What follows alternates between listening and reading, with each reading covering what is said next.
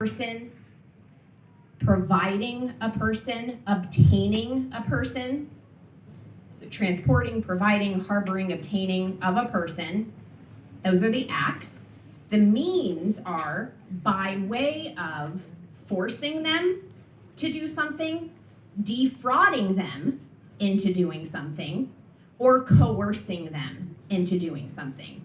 So force, fraud, or coercion.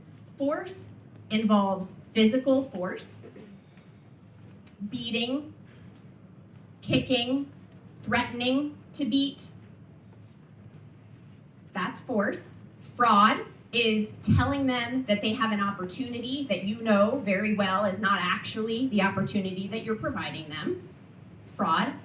Coercion is psychological manipulation, okay? Getting someone to think that you care about them or feel about them in a way that you actually don't in order to get them to do what you want them to do. So there's physical force, there's manipulation and fraud, or there's psychological manipulation and coercion. So that's the means, the acts, the means, and then the purpose. What are you trying to get them to do for you? And globally, it's been broken down basically into two different things.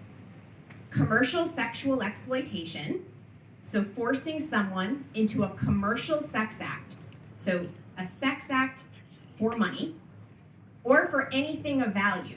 It's not just money, it's anything of value. It's trading a sex act for a phone, trading a sex act for something to eat, anything that's of value. So commercial sex act, and the second is forced labor. So that is a globally recognized definition of human trafficking. That's the definition that the UN basically came up with, and that most of the countries around the world that have ratified the UN Convention have agreed to. So now we have kind of some semblance of what actually is trafficking.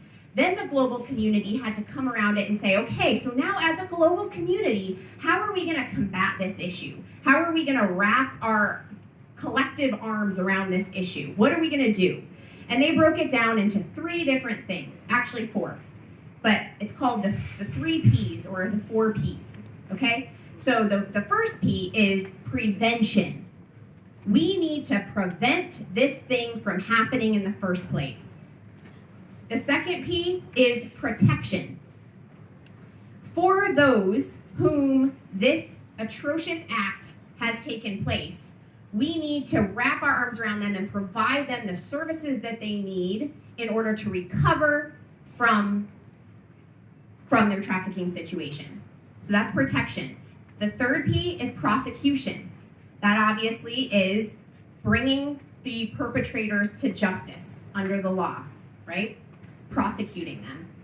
And the fourth P is partnership, because we've realized as a global community that there's no single actor, there's no single government, there's no single international organization, there's no single person, there's no single sector in society that can do this alone.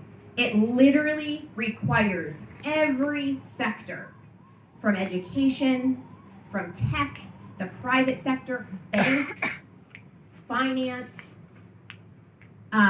governments, law enforcement, courts, everybody working together, and you, individuals.